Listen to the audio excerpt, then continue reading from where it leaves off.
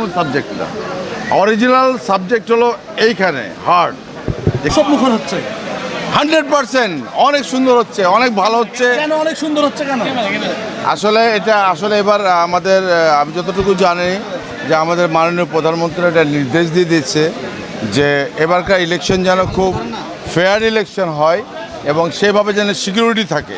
তা আমার কাছে সবচাইতে ভালো লাগছে, আপনারা প্রিয় সাংবাদিক ভাইয়েরা আছেন, আপনাদেরকে দেখে আরও মনটা খুশি হয়ে গেছে। কারণ আপনারা আমাদের শিল্পীদের জন্য একটা মানে কি বলবো, অনেক আমাদের যে মানে এই যে আজকে ভোট হচ্ছে, এটা প্রচারণার জন্য আপনাদের মতো সাংবাদিকদের প্রয়োজন।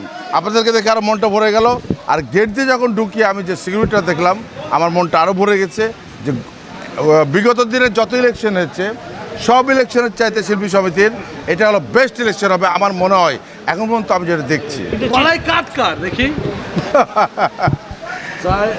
এটা হলো দীপজল ভাইয়ের মিশার আর কি। মানে আমি যখন গেটতে ঢুকছি আমাকে তখন পরেই দিয়েছে, সমস্যা নেই। আসলে আমি তো হ্যাঁ পড়বো 100%। তো সবচেয়ে বড় কথা হলো আমার একটা বিবেক আছে এবং আমি বুঝি সেই বয়সটা আমার এই যে কাকে ভোট দিলে আমাদের শিল্পী সমিতির কাজ হবে এটুকু বুঝি।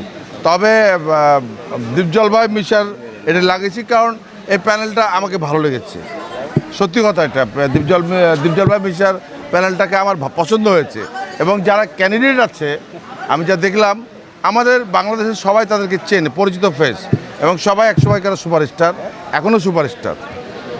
কি মনে হচ্ছে মানে কোন প্যানেল ভারী বেশি এখন পর্যন্ত? এটা অনলি গড নোজ, আমি বলতে পারবো না, এটা আল্লাহ বলতে পারবে যে কি হবে। তবে আমার কাছে যেটা মনে হচ্ছে বা এই কয়েকদিনে মনে হয়েছে যে দীপজল ভাই মিশার প্যানেলটা অনেক ভারী এবং শক্তিশালী। যদি নিরপেক্ষ ভোট হয়, অরিজিনাল ভোট হয়, ভোটাররা দিতে পারে, সুন্দর মতো কাউন্ট হতে পারে, তাহলে আমার মনে হয় দীপজল ভাই আর মিশা প্যানেলটা জিতবে। অন্য প্যানেল যদি জিতে তাহলে পরে না, ভোট তো অবশ্যই সুষ্ঠুভাবে হলেও ওরা জিততে পারে, আমি বলছি না যে জিতবে না তা না। তারা যদি জিতে তারাও তো আমাদের লোক, যারা জিতবে ওই পক্ষ আমাদের লোক, এই পক্ষ আমাদের লোক। আজকের পরে কিন্তু আমরা সব একই পরিবার। এখনো কি বলছেন যে যদি সুষ্ঠু নির্বাচন হয় আপনার কি কোনো সন্দেহ আছে নির্বাচন নিয়ে?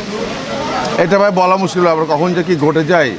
যেমন গতকালকে শুনলাম হঠাৎ করে একটা কি যেন সন্ধ্যার পরে একটা আওয়াজ উঠছিল যে মানে ঝামেলা হয়েছে দীপজল ভাইকে নিয়ে, পরে তো আল্লাহর রহমতে ওটা ঠিক হয়ে গেছে। তো এই ধরনের বাধা আসতে পারে বা ঝামেলা হতে পারে, এটা আন্দাজ করছি, নাও হতে পারে।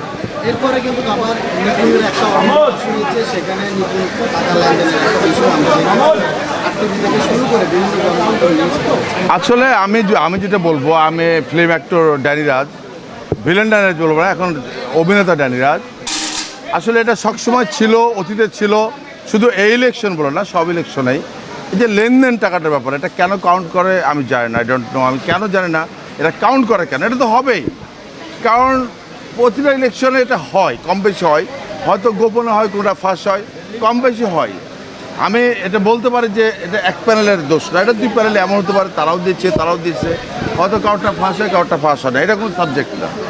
অরিজিনাল সাবজেক্ট হলো এইখানে হার্ট, যে কে কাকে পছন্দ করবে, কে কে ভোট দেবে, যখন ভোটটা দিবে, এটা হলো সাবজেক্ট। টাকার গন্ধ কতক্ষণ থাকে? 24 ঘন্টা না 12 ঘন্টা? টাকার গন্ধ এখানে ইলেকশনের ভোট যখন দিবে তার আগ পর্যন্ত থাকে, কিন্তু টাকার গন্ধ সারা জীবনই থাকে, যেভাবে ছিল। আমরা বলি না second god, money is second god, এটা বলে আর কি কথা second god is money. But money দিয়ে সব কিছু হয় না, বিবেক, মানবতা, এটা একটা ব্যাপার আছে। হায়দার বিষয় ছিল তখন 160 জন কতজন এরকম বাদ হয়ে গেছিলো, পরে আবার ওটা কোর্টের মাধ্যমে ফিরে এসেছে।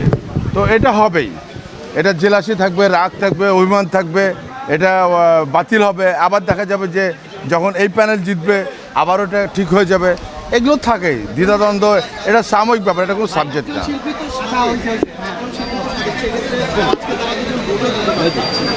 না, এটা হলো এখন মানে বর্তমানে যারা শিল্পী সমিতির ক্ষমতায় আছে, ভোট রেজাল্ট না হওয়া পর্যন্ত নিপুণরা আছে, তাই না? তো ওরা হয়তো বা ওদের ক্ষমতা আছে, এটা করেছে বা কোনো একটা কারণ দেখে করেছে, এটা কিছু না, এটা সামান্য ব্যাপারে ঠিক হয়ে যাবে। চিত্রনায়ক ধরলে অনেক কিছু, না ধরলে কিছুই না। ভাই রুবেল ভাই একটা অভিযোগ করেছেন, গেটে যখন সিনিয়র শিল্পীরা ঢুকেন বারবার চেক করে নামে লিস্ট দেখে, এইটা কেন হচ্ছে আসলে বারবার? এটা না, রুবেল ভাই একজন, আমি তাকে অনেক রেসপেক্ট করি এবং সে এক সময়কার সুপারস্টার। আমি তাকে অনেক লাভ করি এবং রেসপেক্ট করি।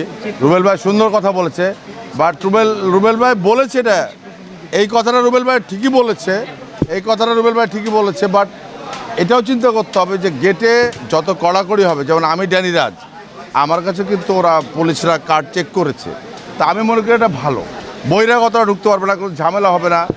আপনারা নিশ্চয়ই জানেন গতবারের আগের বারে মৌসুমী ম্যাডামের সাথে কিন্তু এই বহিরাগতদের সাথে আমার ঝামেলা ছিল, কিন্তু লাস্ট পর্যন্ত কী হলো যে ড্যানি রাজ বনাম মৌসুমী, তো এরকম ওই জন্য বহিরাগত না ঢুকায় ভালো। কিন্তু রুবেল ভাই বলছে অনেক পুলিশ দিয়েছেন, কিন্তু আমরা শিল্পীদের ভিতরে এত কোনো পুলিশ দেবো না, সেটা ঠিক আছে, এটা তো গেটের জন্য, সিকিউরিটির জন্য, এটা ঠিক আছে, বাট তারপরেও মানে এটা ওখানে স্পেশাল কিছু লোক রাখা দরকার আমাদের চলচ্চিত্রের, যে কোনটা আমাদের জন্টু ভাই, কোনটা আমাদের মালেক আফসারি, কারা অনেক নামি দামি ডিরেক্টর, এটা তাদেরকে সার্টিফাই করে ঢুকিয়ে নেবে যেন ডিস্টার্ব না হয়।